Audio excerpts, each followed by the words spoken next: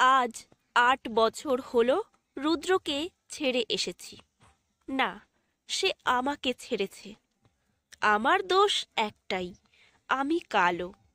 কালো মেয়েদের চিন্তা ভাবনা ছায়াও কালো হয়। হয়তো সে আমায় প্রেমে ফেলেছিল। আমি জানতাম আমি কালো, কিন্তু আমাদের বাসার সবাই ফর্সা, বাবা কালো। কিন্তু বোনেরা কখনো আমাকে সেটা বুঝতে না দিলেও অন্যরা সে সুযোগ কেন ছাড়বে? তাদের মুখে মায়া থাকে না, হাসিতে মুক্ত ঝরে না। তাদের নাকের বিন্দু বিন্দু ঘামে কারো মনে ঝড় তোলে না। কিন্তু কোনো এক অজানা কারণে এই রুদ্রের সাথে আমার প্রেম হয়েছিল।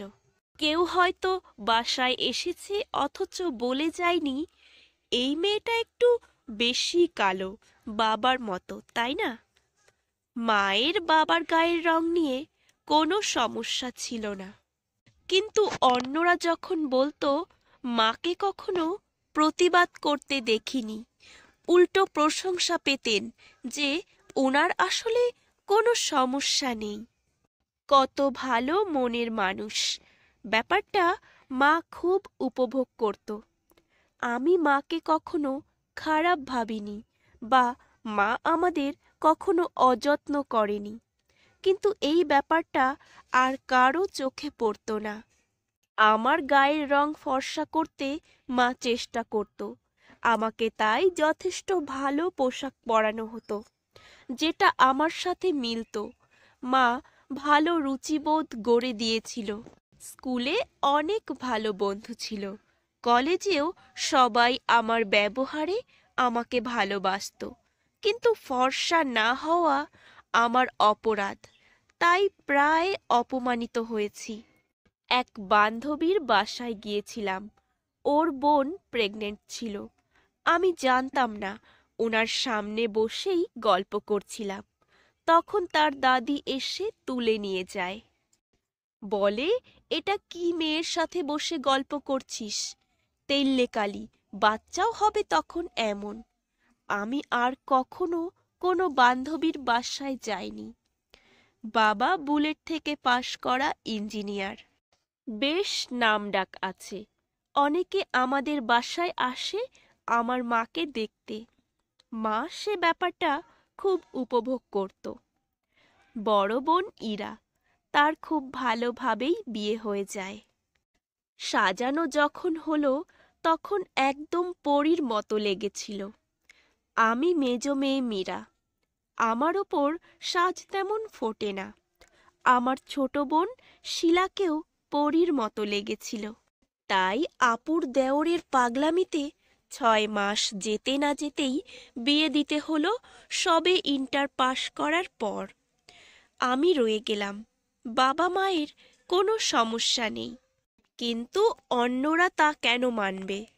অবশ্যই তারা বলবে আমি কালো, আমার অপরাধ।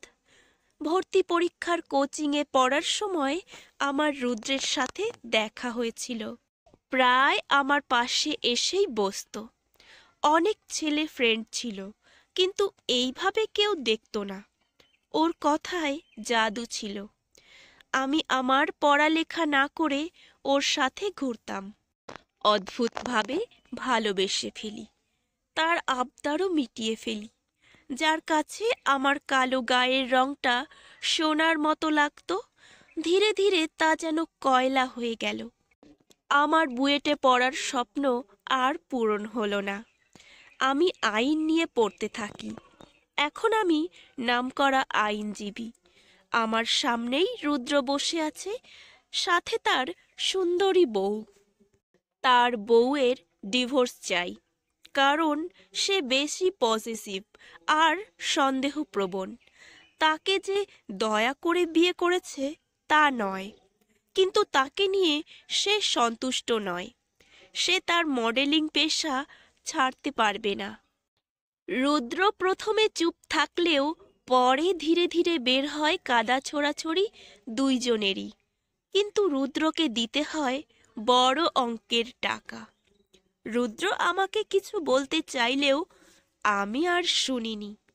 এর মধ্যে আমার বিয়ের জন্য অনেক ভালো ছেলের সন্ধান এসেছে, তবে আমি বলেছি আমি কালো ছেলেই বিয়ে করব। ইস, কপাল বটে, এত সুন্দর জামাই পেয়েছে।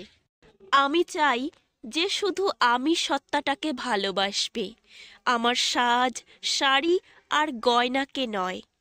পেয়েছিও এমন একজনকে, সে অনেক বড় সরকারি অফিসার।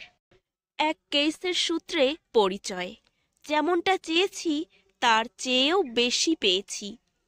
আমার ফোন বেজে যাচ্ছে। মীরা, তোমার জন্য কি চিতল মাছ রান্না করব নাকি? আজ তোমার জন্মদিন বলে কথা। তুমি কেন রান্না করবে? কাজের মেয়ে কোথায়? আরে, ওকে ছুটি দিয়েছি, ওর বাচ্চার অসুখ।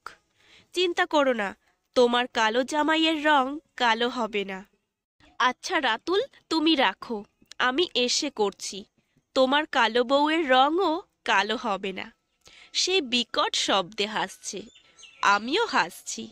তখন ছোট বোন শিলার ফোন আসছে, ওকে রাখতে বললাম। ফোন রিসিভ করতেই, আপু তুমি আমার ডিভোর্সটা কখন করাবে? আবার কি হয়েছে?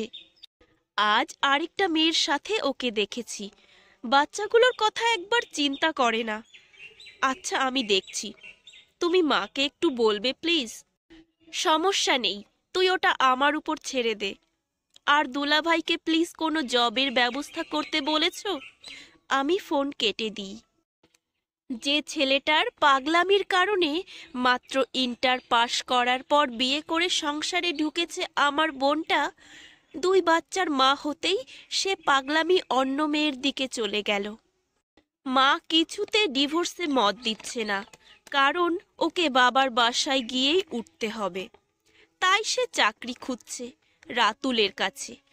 আত্মসম্মান কিছুতেই আমার ইন্টার পাস বোনের জন্য চাকরি খুঁজতে সায় দেয় না। মাকে ফোন করে বোঝাই আমি, শিলা সত্যি ভালো নেই। মানুষের কথাই কি হবে যদি ও না বাঁচে? আর ওর বাচ্চাগুলো তোমাদের সাথে থাকলে তোমাদের অসুখ বিসুখ সেরে যাবে। মা তখন বলতে শুরু করে, অসুখ কি সাধে বাড়ে? তোর বাবার কি আমার দিকে নজর আছে? সারা দিন বই নিয়ে পড়ে থাকে, সারা জীবন সে চাকরি করেছে। আমি সংসারের চাপ সামলাতে গিয়ে ক্লান্ত, সে খবর তোর বাবা রাখে? আমার সাথে কোনো কথাই নেই তার। মা রোজ বলে এসব, আমি চুপ করে থাকি, আটকায় কিছু বলতে গেলে।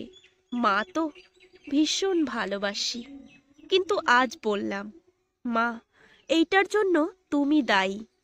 তুমি তোমার আর বাবার মধ্যে সূক্ষ্ম দেওয়াল করেছ। যখন তোমাকে কেউ বলতো বাবার সাথে তোমার ঠিক যায় না, তুমি কখনো তার প্রতিবাদ করে বাবার হাত ধরে হেঁটে যাওনি। তবে এইটা তোমার কাছে সামান্য হলেও বাবার মনে একটা বাধা তুমি তৈরি করেছ। এখন তোমাকে সুন্দর বলার জন্য কিংবা তোমার সাথে বাবার ঠিক যায় কিনা সেটা দেখারও কেউ নেই। আছে শুধু বাবা, যে তোমার সাথে ঝগড়া আর খুনসুটিতে দিন কাটানোর বদলে তোমার থেকে 1000 মাইল দূরে বইয়ের মধ্যে সঙ্গী খুঁজে নিয়েছে। সে অনেক আগে তুমি খেয়ালই করনি। হয়তো চাইলে এখনো তুমি সে দেওয়াল ভাঙতে পারো, কারণ তোমাকে বাবা অনেক ভালোবাসে। ভেবেছি মা বকা দেবে, বেশি বুঝি বলবে, কিন্তু মা চুপ। অনেকক্ষণ পর বলল, তুই কিভাবে জানিস এইসব? তোকে বলেছে তোর বাবা? না মা, আমি জানি না, আমি বুঝি, কারণ বাবার মতো আমিও কালো। কিন্তু আমি তো কখনো। আমি জানি মা, তুমিও আমাদের অনেক ভালোবাসো, তাই তুমি বাবার সাথে তোমার ভালোবাসা ভাগ করে নাও। আজ আমাদের ভীষণ খুশির দিন। রাতুল খুশিতে মিষ্টি খাওয়াচ্ছে সবাইকে। আমাদের একটা মেয়ে হয়েছে। রাতুল বারবার কোলে নিচ্ছে আর বলছে, আমার মেয়ে একদম আমার মতো হয়েছে। হয়তো ও প্রথম বাবা যার মেয়ে কালো হওয়ায় খুশি। সাথে আমিও হয়তো প্রথম মা যে কালো মেয়েকে নিজের পরিচয় মনে করছি। এই যে আমার শ্যামতনায়া। কলমে দোলনা বড়ুয়া তৃষা, কণ্ঠে শ্রাবণী বিশ্বাস।